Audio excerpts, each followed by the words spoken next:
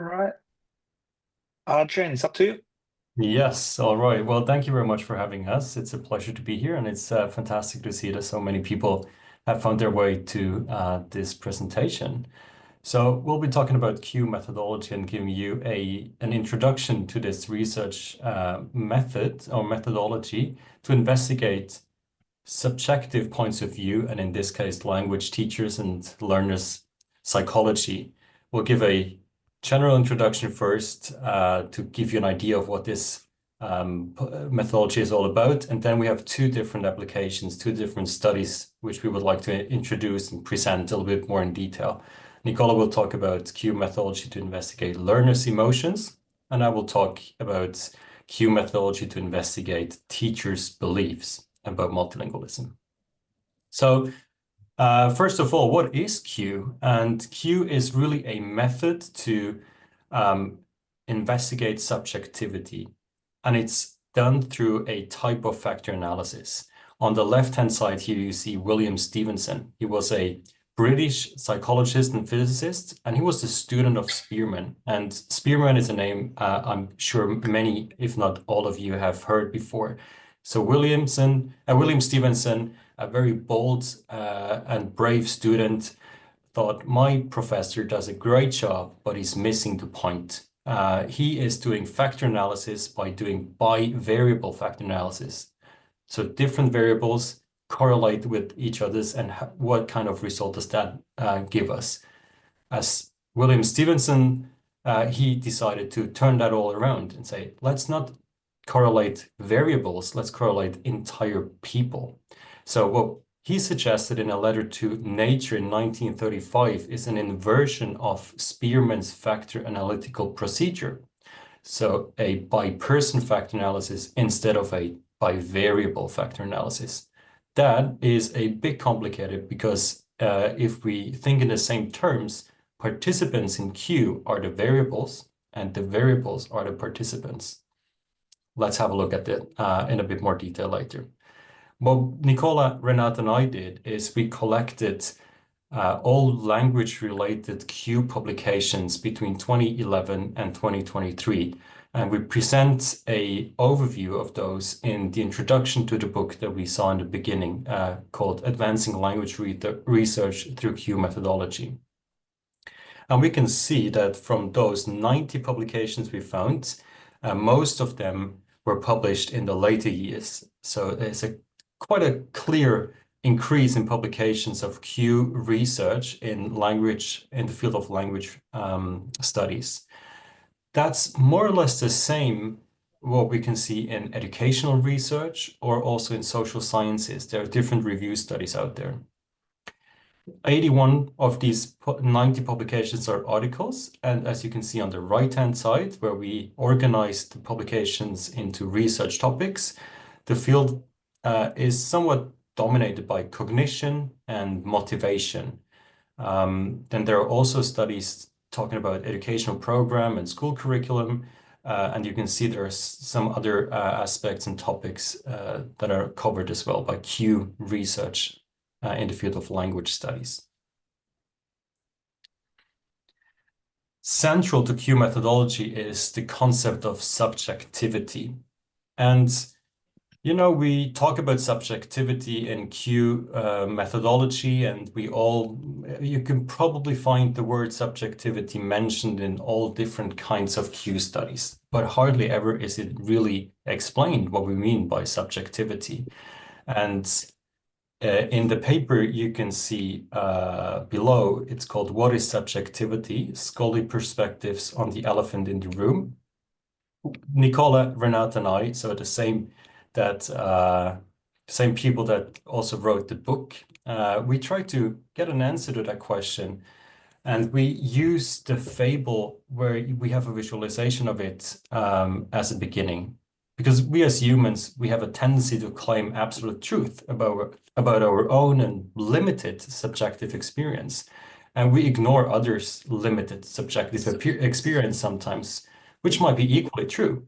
And the fable, that ancient fable, says that 6 blind men went out to use their sense of touch to investigate the nature of an elephant, something they had never heard of. and each man touched a different part of the creature. One perceived the elephant to be a wall, another one was sure to be touching a snake, and the third one was convinced that he had just put his hands on a tree, and so on. So because human beings tend to believe what they subjectively perceive to be the absolute truth, the 6 blind men were not able to agree. And the Raja, who did not present himself as having wisdom about elephants, he was open-minded and tried to combine those different subjective experiences and perspectives. So what we try to do with this fable is Q does pretty much the same. We have subjective experiences, and by combining it and trying to see how these different perspectives correlate, we can describe group responses about a certain subject matter. Those interested in the publication can find the paper here. And in that paper, we could describe 5 different perspectives or definitions of subjectivity. We had 46 different scholars with or without Q experience or expertise, and they sorted different items that were definitional items of subjectivity. And just to give you a rough idea, one of the groups said subjectivity is the lens individuals use to understand the world. Another group in the summary would say subjectivity is the unique and complex result of the interaction between individual and context. A third one said subjectivity is a performed social construct understood as intersubjectivity. And a fourth one said subjectivity is equivalent to self and identity. It's the antithesis to social reality. And the final factor said subjectivity is communicable, self-referential, and distinct from identity. So quite a wide spectrum of different definitions, and that's why it's so important to always say how we understand subjectivity. I think if you're interested in subjectivity and also Q, that paper could be a relevant reference for you.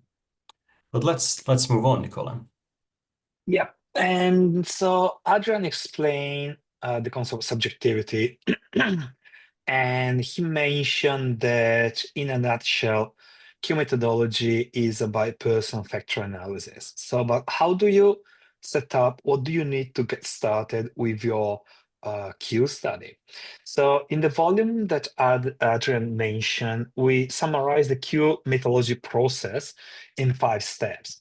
And Adrian mentioned it quickly at the beginning of our presentation. Q methodology, I like to see it as a package. So it is a wall. It's a package that you have to collect data and analyze the same data.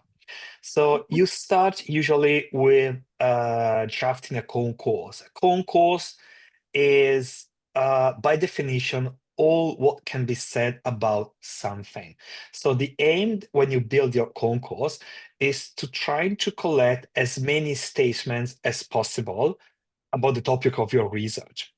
And you can do this with reference to literature, interviewing people, or, for example, extrapolating statements from book related to the matters, or even more recently, new from 2025, and also Adrian, Renat, and I gave it a try, is to build your concourse through AI by using large language models. So you have all different strategies to get your few, usually it is in terms of some 100 statements,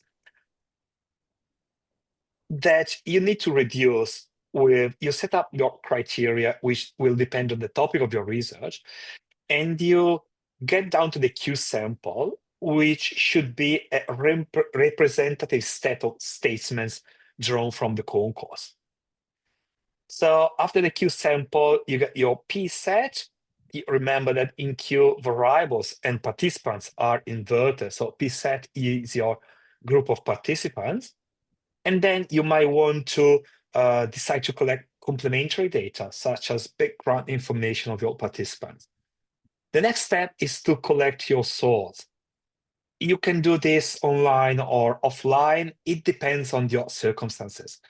If you could do that face to face, you perhaps manage to get some additional information. But for certain studies, for example, if you want to get your participants from different countries, that it becomes it's not practical to do that face to face, of course. And in that case, there are online applications that you can use to collect online Q source. And when you collect Q source, you can set up your sometimes call it survey, but it's not really a survey, it's a Q study. You can have pre-sort activities. You can collect background information, as I said. Then you have the sorting activity itself, and I'll tell you a bit more about that in a moment. And then you have a post-sort activities where you can ask questions. Well, if you're face-to-face, you can ask questions to your participants about the sort they just did. Or if you set up an online Q sort collection, then you might want to put there some questions about to ask your participant to comment about the statements they put at the two ends of the grid. And I'm going to show you what I mean by grid in a moment as well. After that, you have collected your Q source. One of the advantages of Q methodology is that it does use a statistical technique, but what delivers is not a quantitative result, is a qualitative result. So the results of our Q studies are qualitative in nature. It doesn't matter that it use factor analysis. And so you analyze your Q source with you run a factor analysis. You can use also data that you collected from the interviews, and then you come to the interpretation. If you use one of the there are several softwares that you can use to a couple of mainly used software that you can use to analyze Q source. One is called PQ method, and one is called Cage. And if you run an analysis, I remember that the PQ method output, once printed out, it was some 30 pages of data, and you have to navigate your way into those 30 pages of numbers. So you can get on with distinguished state items, which are those statements that in a statistically significant way have been ranked differently across different factors. So those are factors that distinguish a point of view, a group of people compared to the people loading on the other factors. You, depending on your group of participants, you might be able to do also cross and inter-factors comparisons. After that, after you have individuated the statements characterizing a factor, you can use those statements to build a narrative, a description of the point of view of the people loading on that factors. And most Q studies then, to ease the interpretation, to make it a bit more readable, they would put labels on as a title, as a name for each factors. And what I'm going to repeat with one of the two studies that we will present to you today is that what do we get at the end? So what do you get at the end of a Q study? As I said, it does use statistics, but the results are qualitative. So what you get at the end is you can make contributions with new hypotheses. In most cases, you might start your own Q studies with your own hypothesis. And then you observe the results and you find that your hypotheses were just wrong. And you come up with new hypotheses that you can test with either quantitative studies or with other procedures. And then depending on your research questions, you might also be able to come up at the end with some real life applications. And that's probably the case of for example, in our field, when you use Q methodology to do language policy research. So in political science, for example, Q has been widely used, and it can be a powerful tool in policy research as well. This is a photo of source collected face to face. So what you can see on the on the left bottom side of the picture is one of the sorting grid. And you can see participants that are reading, sorting out statement. So just to go one step back, when you collect data, there is usually a procedure used to collect QSO data. So you don't give statements, a bunch of statements to your participants and just tell them, sort them out on the grid. So there are usually two steps that are followed. The first one is you hand out the statement to your participants and you ask them to divide them read them one first time and divide the statement into three groups, whether you agree with them, you disagree with them, or you are pretty much neutral. After that, you can ask them to sort them out on this grid that you see in the bottom of the image. Now, what happens to the grid? So you have your study, you have your participants, you ask, for example, 20, 30, 40 participants to do your sorts. And as I said before, the results you get are qualitative in nature. You don't need hundreds of participants to participate in your study. Depending on the study, most Q studies as a review paper that Adrian and his colleagues published, most Q studies will have anything between 40 to 60 participants, but there are also Q studies with about 20 participants. So it depends always on your research question. So you get your source, like you can see in this image on the left. So you get a number of different sources. Then you factor analyze them. And since it's, as Adrian mentioned before, a by-person factor analysis, you get group of people, so source that get clustered together, and those sources indicate that those participants share a common point of view. And each of these sources, the ranking of the participants is average, and then there is what is called a factor array. So it is the average of the ranking of the statements as assigned by the people loading on the same factors. And you can end up with 1, 2, 3, 4, 5, or even sometimes up to 7, 8 different perspectives. So Q is used not to observe what is the most common perspectives. That's not the goal. If you use Q, it means that your goal is to try to find out how many perspectives. So you want to see commonalities among people. I can say 58 people in this chatting room today, all 58 people might have probably different opinions. But with Q methodology, we can narrow down to clusters of similar opinion. And that's what you want to do with Q methodology. So the goal is not to understand among the 58 people in this Zoom chat what is the most popular opinion. It's not that. It's to see how different kind of opinion you can cluster. And I move on now to the first application. As I said before, the most common Q methodology study is where you ask a group of people, for example, as I said before, 40 to 60, to do one sort. But actually, William Stevenson, in his even from his first writings, suggested that you can actually use Q asking one person to conduct multiple Q sorts under different condition of instruction. And then you factor analyze them together. And I'll show you in a moment how I did that. To investigate students' emotion, I use this particular application of Q methodology, which is called a single case studies. I call it multiples because I ask to more than one person to do more than one source.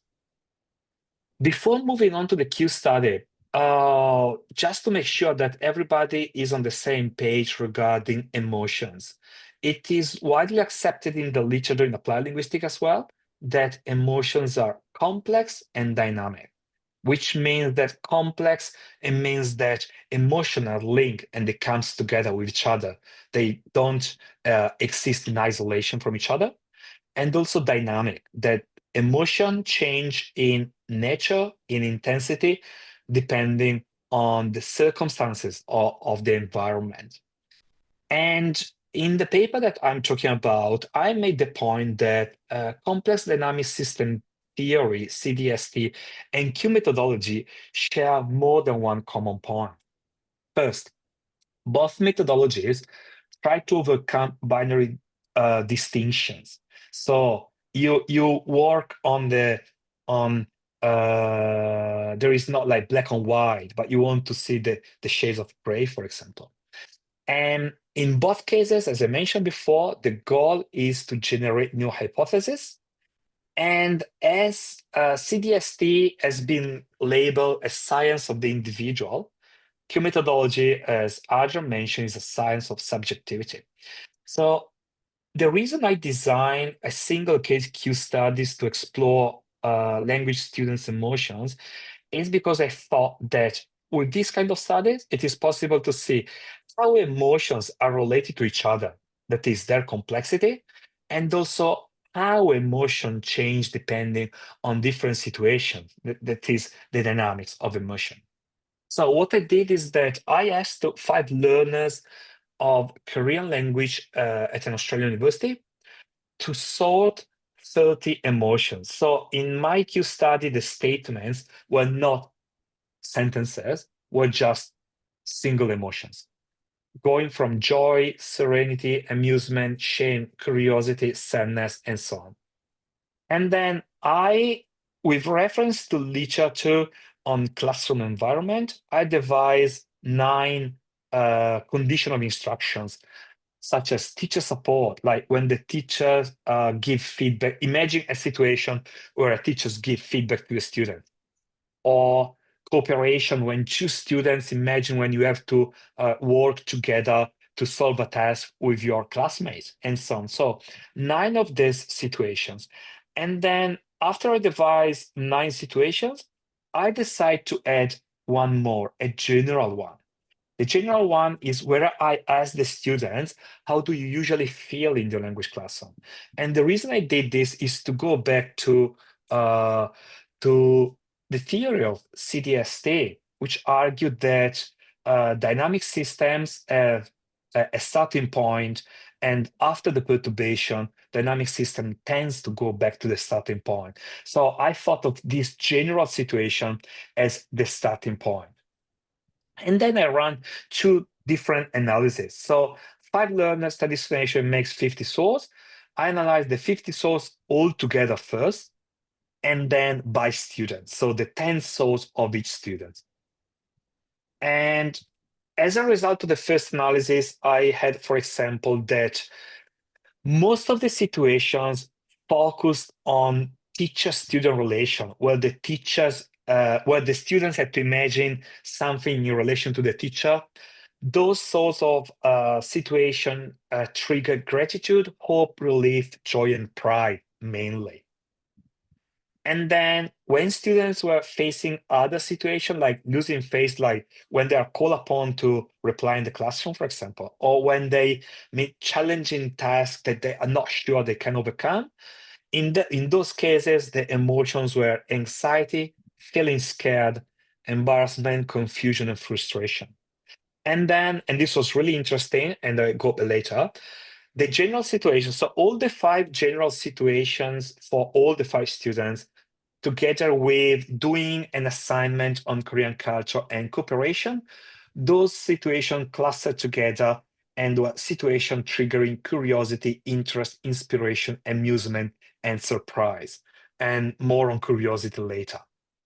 And then for the second analysis, I analyzed the source of the 5 students by students, so 10 for each student.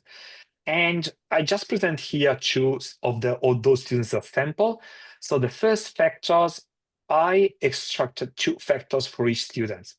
So in Haley's case, in the general situation, teacher support, she felt mostly excitement, gratitude, and serenity. So I just narrowed down to the individual student. And in other kind of situation, she felt interest, inspiration, frustration, and confusion. Interesting point, consensus emotions that statistically was shared between the 2 factors was curiosity. And then Ethan as well Effectors where anxiety, frustration, and confusion emerge as the most relevant emotions in situations such as cooperating with other colleagues or doing an assignment, and other emotions like joy, relief, amusement when receiving feedback from the teachers or in a general classroom situation. And again, interest, excitement, and again, curiosity emerge as consensus emotion between all the situations. So at the end of the study, which kind of observation I was able to draw, which kind of hypothesis? So first, which was really interesting, all students' general situation clustered on the same factor. So curiosity, interest, inspiration, amusement, surprise is the, so as a conclusion of this study, was the default emotional setting of the students in my class. So the emotion they usually feel when they are in my class. Then, and this factor three was characterized actually by epistemic emotions, such as curiosity, interest, and surprise. Then, quite interesting, if a student is called upon in the middle of the class to answer something in front of somebody, I would argue as a student, I would feel anxious, but actually that situation triggered the most different range of emotions depending on the students. So after that, a word about curiosity as a consensus emotion in all factors, and that prompted me to explore curiosity in other studies without using Q methodology as well. And then also very interesting, boredom was never positively ranked in any factors, which means that my students were not bored or decided not to tell me they were bored. And then, as a last conclusion, apparently contrasting emotions did exist at the level of individual students. For example, Ethan, as I said here, Ethan, in this kind of situation as well, sometimes he felt frustration together with excitement. So students can actually feel different emotions in similar situation and different but contrasting emotion in similar situation. And this was my study on students, and now it's on to Adrian for uh, looking at teachers. Thank you, Nicola. So I was conversing with Adrian while you were concluding your Yeah. part of the presentation, and we are curious if people have questions before we go on with more on Q methodology. Otherwise, we will spend the last 10 minutes for questions. Any questions so far? Otherwise, we proceed. Or we can keep questions for the end, perhaps. Yeah? Okay, perfect. Go on, Adrian. All right, so then I'll take over from here. Thank you, Nicola. So the difference to my study is that my study is about teachers' beliefs, but it's still a Q study. And the other difference is that it's not a single case study, but it's a multiple case study. So I had multiple participants sorting the same items under the same condition of instruction. But before I go into this, the details of this study, it's been a while since I talked about this article because that was actually my very first Q study. And it's also part of my PhD from 2020, where I investigated not just teachers' beliefs about multilingualism in Sweden, but also teachers' beliefs about multilingualism in Switzerland to make a comparative analysis of how teachers in two different contexts might or might not understand the concept of multilingualism differently or similarly. That's interesting because both countries take European Union policy as a starting point. Even though Switzerland is not part of the European Union, it's still there. So in that study here, which is published in Current Issues in Language Planning, and Nicola, you can click for the next slide. I used this model of formation agency, and highlighted in red now is behavior. And that's where we have the observable teaching. That's where language management happens in practice. This study is not about that, but the study is more about the iterational aspect of the language, of the agency construct here. So we all start teaching with our own professional and personal competence, knowledge, beliefs, and values. That's what makes us take decisions and make decisions in the situations when we are just before teaching or actually during teaching. We perceive the situation, we interpret the situation, and we make decisions. And we choose between alternatives. And it's those alternatives that that resonated with me and the idea of doing a Q study, because that's exactly what participants receive. They receive a stack of cards, items, and they have to make decisions and choose between alternatives. So for this study, I was interested in multilingualism in schools in Sweden, and listening to the Swedish discourses, it's quite clear that multilingual students in Sweden are often those children that have a migration background and do not speak Swedish as their first language. So it somehow gives them a bit of a negative tone. So if you're a multilingual student, you do not speak Swedish as your first language. And that's problematic in different ways. So I wanted to know, how do teachers understand multilingualism as a concept? That's component number one.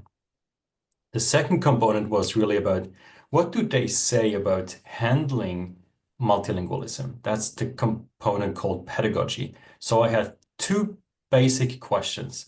What does multilingualism mean to you? And how should multilingualism be handled in school? Those are two separate Q studies, which I put together. So it's two different components. For each of these Q studies, I had to come up with statements. For the understanding component, 39 different items, which is 39 different characteristics that can be used to define multilingualism. For the pedagogy component, it's 32 items, different aspects of how you could handle multilingualism in schools. And those statements were taken from different types of sources, from academic literature, a literature review about multilingualism, popular science magazines, educational policy documents like the curriculum, for example, or also just discussions with teachers, discussions that I had with teacher educators, for example, or teachers myself when I taught languages in the Swiss context, for example. So I collected all of this in an Excel file, and through a quite elaborate process, I came down to those 39 items for the understanding component and the 32 items for the pedagogy component. So I needed to collect data for basically two Q studies in one meeting with those 40 teachers that I had. The 40 teachers were not all together. They were employed in 3 different Swedish schools, and they were all participating in person, which means sitting at a table, receiving those items and sorting the items. The items were put on physical cards, and they had to respond to some pre-sorting questions about demographics. They did this first sorting, understanding component. They responded to some post-sorting questions. For example, why did you put those 2 items at the top? Why did you put those 2 items at the bottom of the distribution grid? Then they put all of it together, and they received a new envelope with the 32 items for the second component. And then they sorted those items, and they responded to similar questions about the second sorting. With a few more years of experience in Q, I probably wouldn't do it this way again, because those participants were quite tired at the end of sorting number 2 and did not really want to respond to written in open-ended questions at the end of sorting 2. So it was a bit too much. Those of you who have done a Q sorting know that it's quite provocative and also quite tiring, because you have to make decisions all the time. But it did work for this study, also probably because they were really nice and wanted to participate. Before I go into the details, I can tell you that this study is actually quite well cited, mostly because it's not only highlighting positive viewpoints about multilingualism, which is most often the case when you ask teachers, what do you think about multilingualism? hardly any teacher would tell you, oh, I think that's actually not a very good idea to have multilingual students. So you have a bit of an overly positive response usually in interview studies. In my study, I have also negative and critical viewpoints, critical belief sets. And that's why this study is often cited to show proof of negative viewpoints about multilingualism in Swedish schools. However, not all the viewpoints are negative. Interestingly enough, how the factors in component 1 were sorted and how they were in factor 2 somehow matched. So the people that believed to be multilingualism to be one thing also said to handle it in a certain way. So it's almost perfectly matched between component 1 and component 2. So I was able to put those together and create so-called teachers' belief sets. The first one, and those are my words taken from the data, would say, let us help you exercise your right to be multilingual. These teachers, they would be largely in line with the current state in education linguistics, which is also positive about multilingualism. They would say there's no change needed. This multilingualism works just fine in schools. They don't have any problems, those multilingual students. And it's crucial to speak the first language at home so that they have a good basis to build on to learn other languages. And they also would say that the teachers are positively influenced by multilingualism in schools.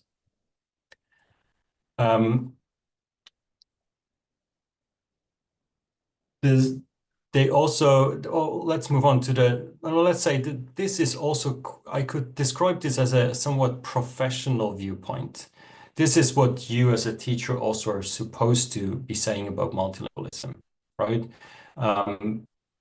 That's what I meant before. It's maybe a bit overly positive. But now let's have a look at teacher belief set number 2, which in a combination would say multilingualism is problematic and now you're tolerated, so you have to adapt. It takes a somewhat more critical stance towards multilingualism, and I could see that from how the items were sorted in the average, in the common factor array of the second group. They would say that they are somewhat annoyed by the discussion about multilingualism. It has, in a way, gained too much prominence in the discourse about multilingualism in school in Sweden. And it's also the fact that there are no positive effects for those students. They're multilingual, but it doesn't actually help them too much. They will, for example, say that a common language is vital for the educational success and that Swedish is clearly the norm here. So it's quite clear, now you need to adapt as multilingual students, you need to learn Swedish. This is your job as a multilingual student. If we move on to teacher belief set number 3, they would have somewhat of a combination of the first and the second one. They don't really understand why this is an issue. Why make such a fuss? Everyone will be fine. Why do I need to have why do you need to do anything as a teacher to help those students? Because they don't need any help. They're just fine. They're just students as any other students. Everybody should be treated exactly the same. And multilingualism is the norm. It's not Swedish or whatever the individuals have as a language background. So there also, I do make some references to translanguaging, and teacher belief set number 3 would say translanguaging is fine, right? They don't need to have strategies. They can just use any kind of linguistic repertoire and resources they have. And you can imagine that factor number 2, or teacher belief set number 2 would say, no, don't use your language in the classroom. Swedish is the norm. We speak Swedish here. So it's quite different. And what's interesting in this study is it's what was mentioned by Nicola before. It's really about the diversity of viewpoints and not just the main, average, common, most popular response, which would probably be number 1. But what I could illustrate here is that there is more to the topic than just one viewpoint.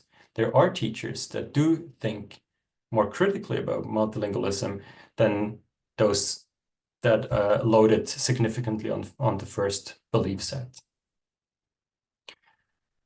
So yes, there are different understandings of multilingualism in the Swedish education system, and that's important to know because when we do have policies or we do have strategies and teacher education activities, it's important to know that there are different understandings. Just because many studies publish one average most popular response, that's not all. So we need to know that there are different understandings. Some are more professional and some are probably more personal. Interestingly enough, in the Swedish study, context was really important. Those teachers that worked in a school where there is not as much multilingualism because it's a bit farther away from the city, they had a more critical stance towards multilingualism. Those teachers that worked in the city where there is more multilingualism, more linguistic diversity, they were more positive to it. So the context made a difference in the Swedish study. And I put in parentheses Switzerland, subject and teachers' beliefs, because in the Swiss study, which is a replication study of the one that I presented here, but with teachers in Switzerland, context did not make any difference at all. There it was more about what kind of teacher am I? Do I teach languages, which adds to the linguistic diversity, to the multilingualism of my students? Then I'm more positive. Do I teach other subjects, including German as the language of schooling? Then I'm a bit more critical.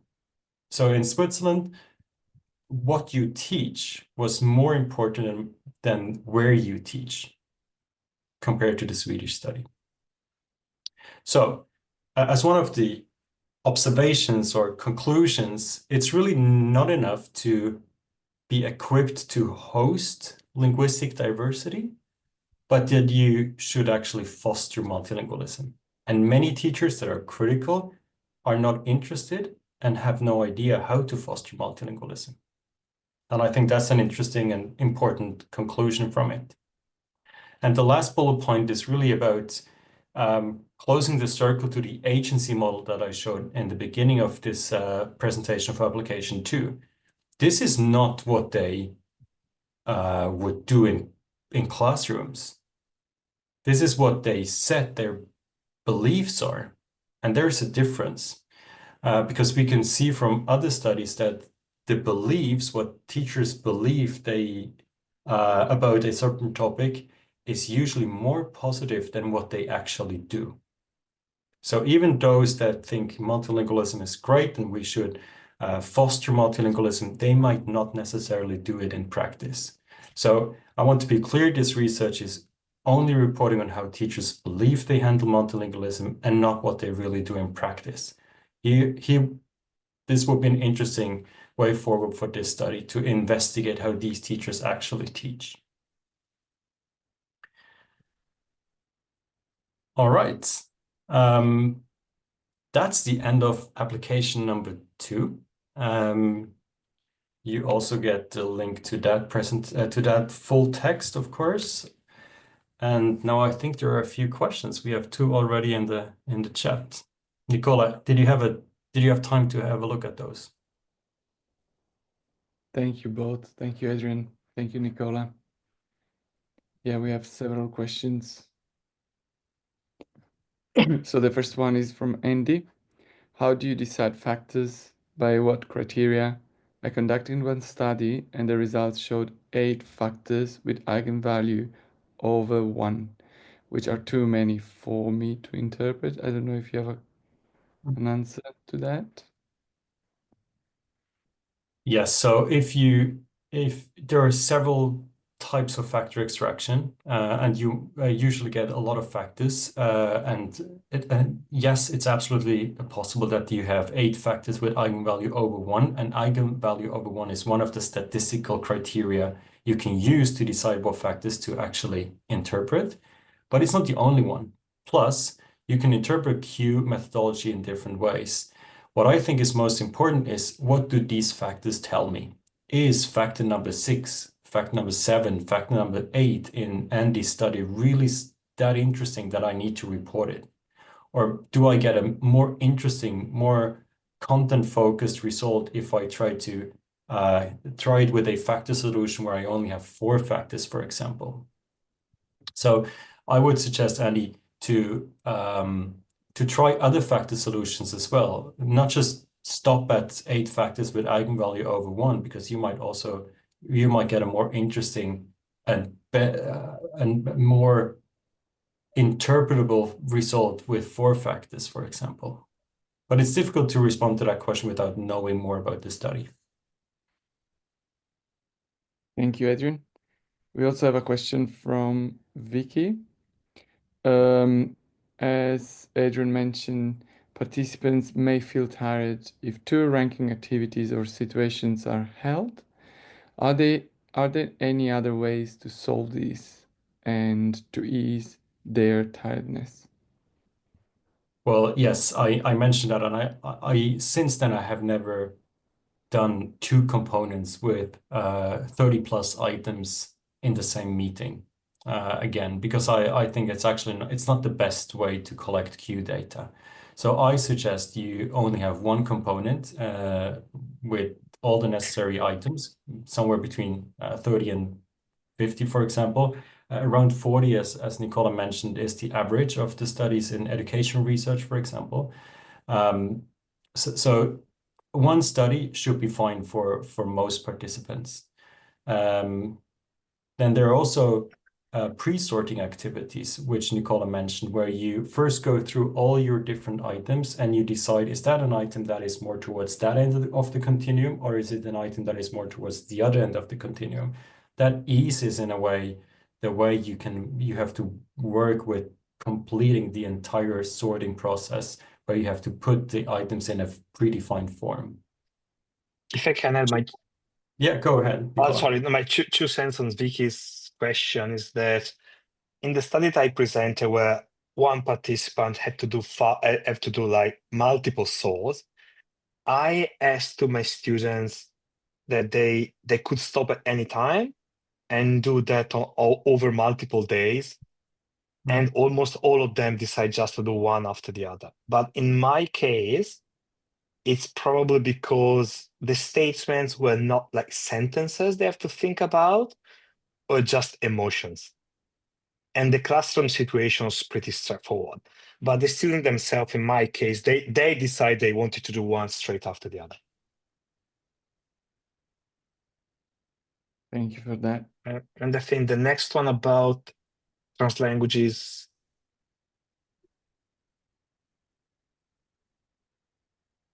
Yeah, Yeah, it's the one. so that question, I'm not quite sure, Nicola, but I would say as a Q researcher, you can pretty much do whatever you want to do, as long as you can explain why you did it. So if you can explain, why you would go in and change the significance level, for example, because you have an explanation, you have a rationale for that, then I think it should be fine. Yes, it will influence your results, of course. If you include more people with lower loadings, your factor is not as crisp and clear, maybe. And it could also be that the factors become more similar, because those people that have lower loadings might have higher loadings on other factors. And if you include those in one or the other factor, the 2 factors are not as distinct as before. Nicola, you want to add anything? Yeah, I've done that too. I'm not sure if I understand 100% get the questions. What I do is that I start with the significant level. As you said, it could be, well, it depends on the number of the statements. And then first I check how many participants are confounded over multiple factors. At that point, I start rising the significant loading up to the point where instead of adding participants, I decrease them. So what you want to do is to try to have as many participants' point of view included in your result as you can. Yeah. And I think that leads to the next question. As you mentioned, Q methodology is qualitative in nature. So what is the advantage of Q compared to conventional thematic analysis? What findings can Q draw from the data compared to thematic analysis? Mm. Interesting. Adrian, Adrian, do you Yeah, want to go such a big ahead? question. Such a big question, you know, because thematic analysis and Q methodology is completely different. These are completely different methodologies. Just to give you maybe one advantage is in Q methodology, as a participant, you don't have to write or say anything if you're not asked to, for example, give a motivation for why you put items in a certain position, because you get all the alternatives from the researcher, and you simply have to sort those. That's it. If you want to do thematic analysis, you need some kind of data to work with, and it's usually responses to open-ended questions or interview questions. So there's a basic difference in Q and thematic analysis. In thematic analysis, you also do not do factor analysis. So that statistical aspect that Nicola mentioned, you don't necessarily have that in thematic analysis. And that's another advantage, because you do have some kind of numbers to prove what you're interpreting. And also, on top of that, if I remember right, I'm not an expert of thematic analysis. If I remember right, in thematic analysis, the point of view of the researcher is pretty important. And with Q methodology, it's very easy to do that. Like Adrian and I, who have done more than one times. If we as researchers could be potentially in the group of participants, we just did the sort ourselves. And it's very easy to tell later in the paper, look, as a researcher, my stance is, my point of view is that I load on factor 1, 2, 3, whatever it is. So it's very straightforward to make clear what your point of view and what your contribution to the research is. Yeah. Let's move on to the second question. Okay. Yeah. It's mixed method research, I assume, is MMR. And yes, there are a few people that call Q methodology mixed method, but there are actually more people that do not do it because it doesn't really, mixed method doesn't always work with Q methodology because it's not quite clear what part is qualitative and what part is quantitative. It's somewhat different. So if you would ask some core Q researchers, they would say, no, Q is not mixed method, Q is simply Q. So there is quite a lot of articles out there discussing mixed method in relation to Q methodology. More questions coming. There's a question for you as I think well. there's one more interesting aspect in Q's Q question there. Should the number of factor extraction be perfectly aligned with the number of dimensions of the conceptual framework? And no is the answer to that question, because the conceptual framework is what you believe there is, and then you do Q, and you usually get something that is a bit different. So you have those theoretical categories, and then at the end you have the more practical categories, which are the factors. And that's why Q is so interesting. It's not always, and hardly ever actually, the case that your theoretical conceptual framework is fully supported by the Q results, because it's not that clear cut in reality. Giuseppe, maybe we have to focus on you maybe can. Yeah, which one should we choose? it's your choice. We have a question from El Maki as well. I don't know, El Maki, if you want to read it. You are muted. Yeah, thank you so much for this informative talk. So my question is, how effectively can Q methodology differentiate between trait emotions and state emotions? And the second question is, what software do you recommend for Q methodology analysis? I think talking about emotion, this is for me. You can differentiate between trait emotion and state emotion. It depends on what you put in your condition of instruction. So it depends on what you put in the statements and what you put in the condition of instructions. Is that okay? So Yeah, okay. like in the case of the study that I presented, those are clearly state emotions because I gave them a specific classroom episode. So the condition of instruction, which is the assignment that you give to the participants when they have to sort out the statements, in my case, had a description of a very specific classroom situation. So in that case, you can see that I wanted them to sort out the emotions, imagining they are in that specific situation. So that's clearly I asked them about state emotion. It depends on how you word the condition of instruction and what you put there. At that point, probably you can also see trait emotion. I can't come up off the top of my mind how I could see trait emotion as well, but probably changing condition of instruction or another design of Q methodology, perhaps you could. Well, I Then, think yeah, there's so many more questions, Nicola. I don't think we can answer all of yeah, those. But wow. maybe we can spend a minute on introducing Q down under, because that's a forum where Yeah, questions can be asked. because then you can come to Q down under and ask all your questions. Yeah. I'm setting the chat so that you can have Okay, all the questions, and then before the Q down under, you can address some of the questions that Yeah. have been raised today, because it's 9 p.m. here. I mean, where Nicola is in Australia. I'm not in Australia at the moment. I'm in Italy, but I still have my Australian computer with Australian time. Adrian, do you want to conclude with Q down under?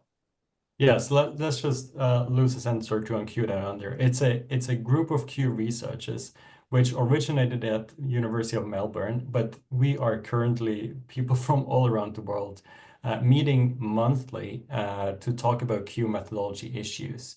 And everyone is welcomed, beginner of Q methodology and expert of Q methodology. It doesn't really matter because it's a really safe space to ask questions and have a discussion about issues. Miriam, for example, asked about naming factors, and that's a fantastic question we could discuss in a Q down under meeting. So have a look at the homepage, qdownunder.org, and write an email to Renata Liani, who keeps track of all the members of this interdisciplinary research group. And if you have any specific questions to Nicola and myself, just simply send us an email.